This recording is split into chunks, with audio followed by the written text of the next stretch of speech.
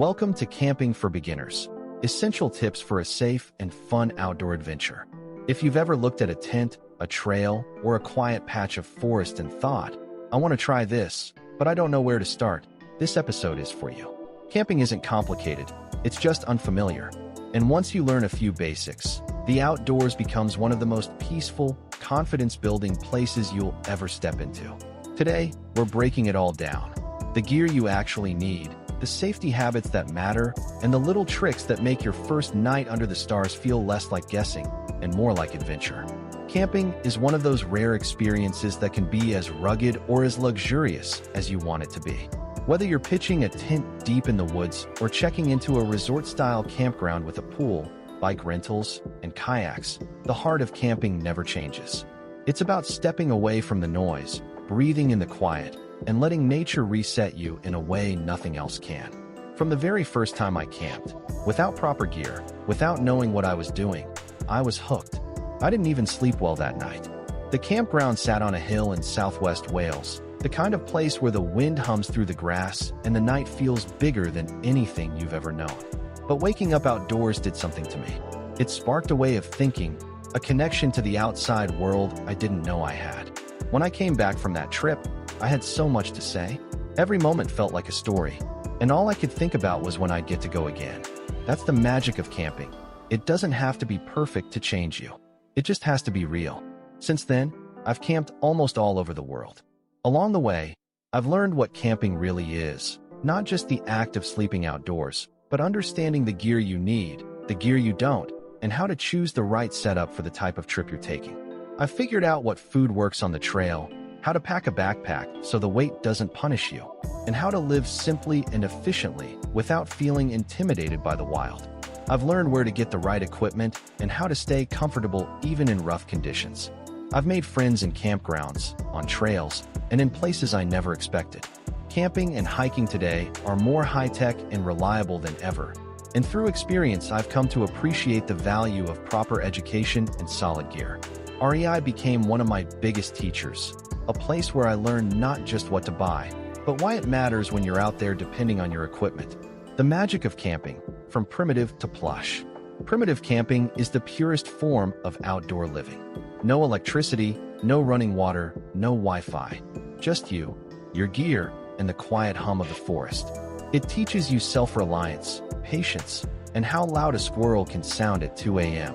But it also rewards you with star-filled skies, crisp morning air, and a kind of peace you can't download. And here's the funny part. I'm someone who loves comfort. I like having everything within reach. I like my phone working exactly the way it should. I like convenience. Yet somehow, even with all that comfort, people today are more bored than ever. But when I'm out in the wild, without any of those comforts, I feel alive. There's something about the outdoors you only understand when you're actually out there, carrying your world on your back and realizing how little you really need. There are so many groups out there who feel the same way. I see the enthusiasm in their members.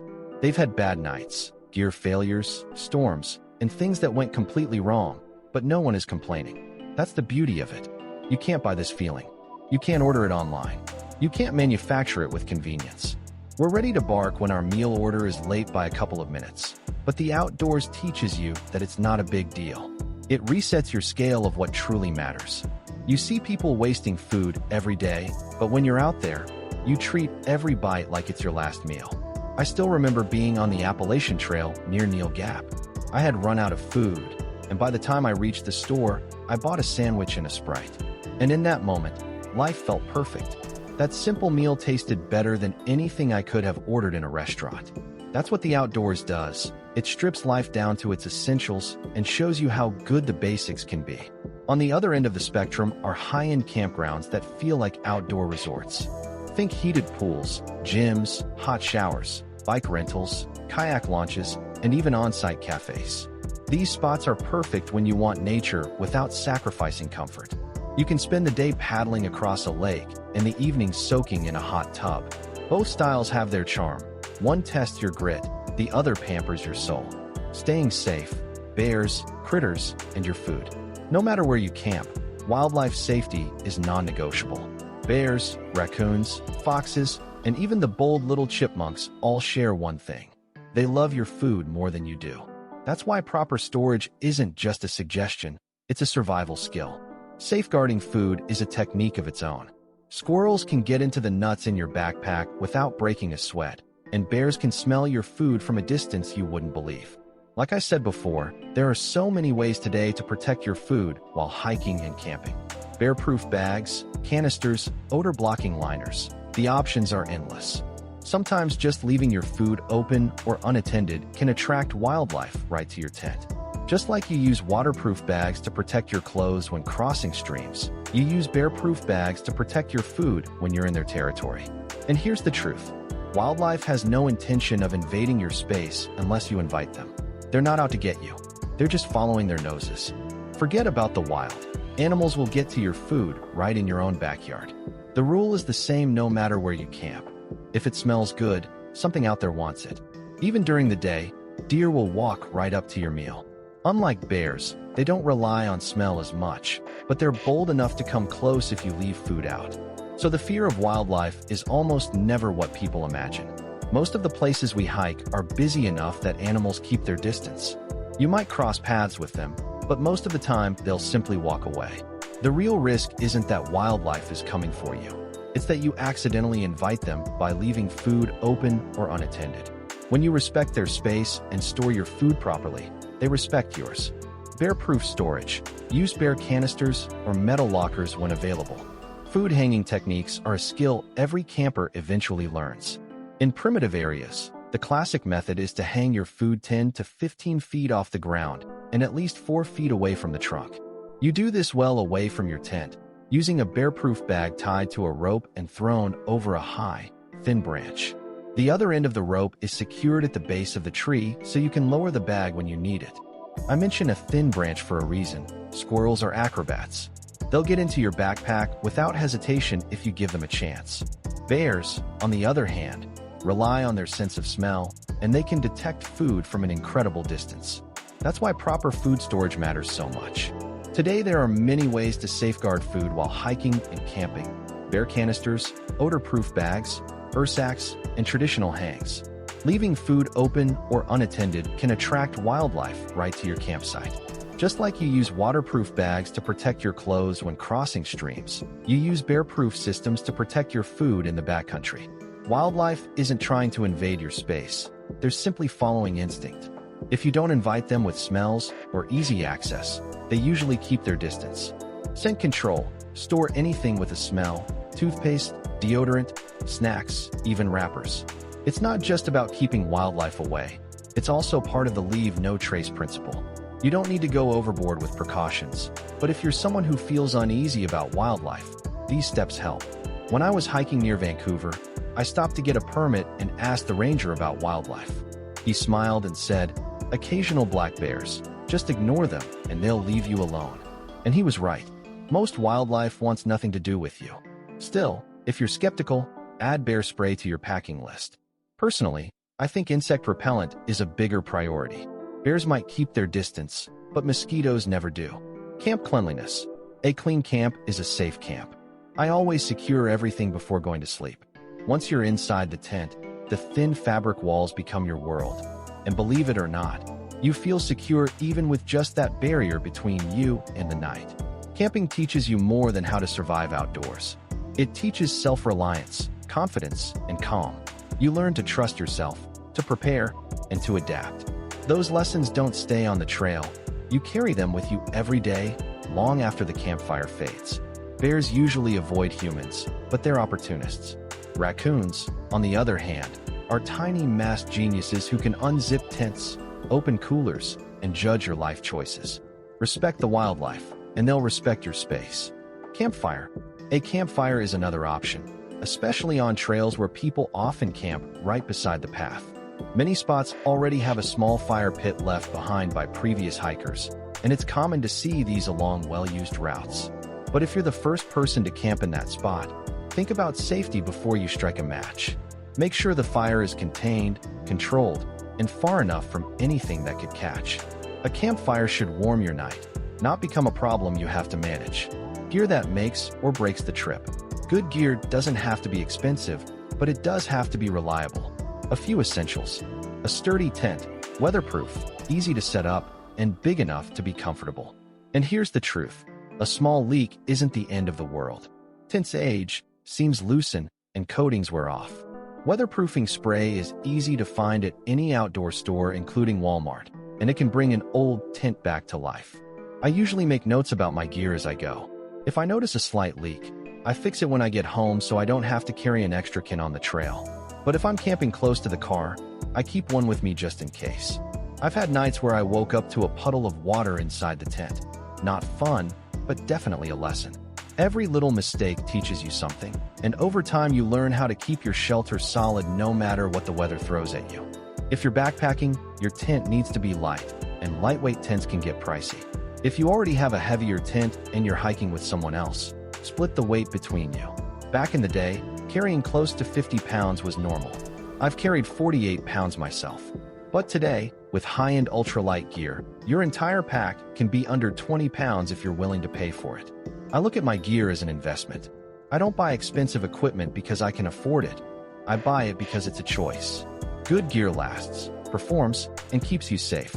And when you're miles from the nearest road, that matters more than anything. A proper sleeping system, a warm sleeping bag plus an insulated pad equals actual sleep. Lightweight sleeping bags can get pricey, but they're worth every ounce when you're miles from the trailhead. If your bag runs too hot or too cold, you'll know it after one night, and you'll adjust for the next trip. For me, the sleeping pad is even more important. Sleeping on the ground teaches you quickly that comfort comes from insulation, not just the bag. I've woken up countless times because the pad wasn't doing its job.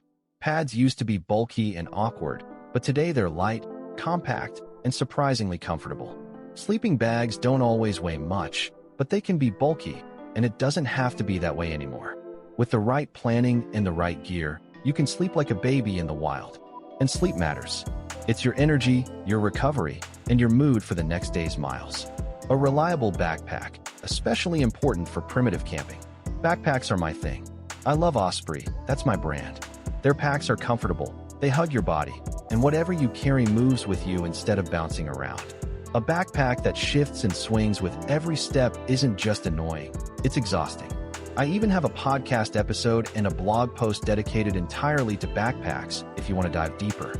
The pack itself should be lightweight, and it needs to sit just above your torso for proper support. When a backpack fits right, it becomes part of you on the trail, not a burden you're dragging along. A water filtration system, clean water, is everything. I always carry one. Camping and water can be tricky. Most trails on the East Coast have access to streams, but that's not the case in many Western states where water sources can be miles apart. You can use purification tablets to kill bacteria, but they won't remove dirt or sediment. And carrying all your water from the start gets heavy fast. A good filtration system solves all of that. It keeps your pack lighter, gives you confidence on long stretches, and lets you refill whenever you find a safe source. Out in the wild, water isn't just hydration, it's survival. A safe cooking setup, a compact stove, fuel, and a windscreen make cooking simple and reliable. Even in this area, gear has gotten lighter over the years. You have to eat, so cookware isn't something you can ignore. I like having a small setup that mixes both lightweight and slightly heavier pieces, whatever makes the experience easier. Most of it can be bought fairly cheap. You can cook over a campfire, and sometimes that's part of the fun. But for comfort and convenience, carrying a small propane stove is always worth it. They're tiny, light, and incredibly efficient. When you're tired, hungry, and the wind is blowing, that little stove feels like luxury in the wild. Lighting, headlamps beat flashlights every time. I remember camping in Key West without proper lighting. It was a campground, so there were neighboring sites with lights, and my phone flashlight got me through. But in real darkness, real trail darkness, a headlamp makes all the difference. I carry a good one that straps onto my head, and it lives in my backpack permanently, even for short hikes. When the sun drops and you're fumbling around camp, that hands-free beam feels like magic. It's one of those small pieces of gear that pays for itself the first time you really need it. Kayaks, bikes, and the joy of activity-rich campgrounds. If you prefer your camping with a side of adventure, modern campgrounds have you covered. It's becoming a trend now, even in national parks. Luxury cabins, glamping cubes, safari tents, and all kinds of creative setups are popping up everywhere. It does look fun. Even Disney has these kinds of camping options in Orlando. But to me, it doesn't quite feel like real camping. It's more like staying in a themed hotel with trees around it. Traditional campgrounds with hot showers and basic amenities still give you that classic experience. Then you have primitive camping, where it's just you, your gear, and the wild. And now, on the other end, there's luxury camping. In the end, it's all preference. Some people want comfort, some want adventure, and some want a mix of both. The beauty of camping today is that you can choose exactly the level of wild you want. Kayak rentals for lakes and rivers. Bike trails ranging from casual loops to rugged mountain routes. Swimming pools for cooling off after a long hike. Fitness centers for those who want to keep their routine. Guided tours like night hikes or wildlife walks.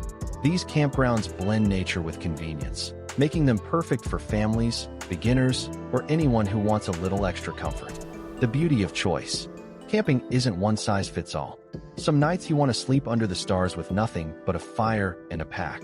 Other nights you want a hot shower, a kayak waiting by the lake, and a pool to float in. Both are valid. Both are beautiful. And both remind you that the world is bigger, quieter, and more peaceful than your daily routine ever lets you see. Thanks for spending this time with me out on the trail. If you enjoyed this episode and you want more simple, real-world tips for exploring the outdoors, make sure you follow and subscribe on Spotify. It helps the show grow, and it makes sure you never miss the next adventure. Until then, stay curious, stay prepared, and I'll see you on the next one.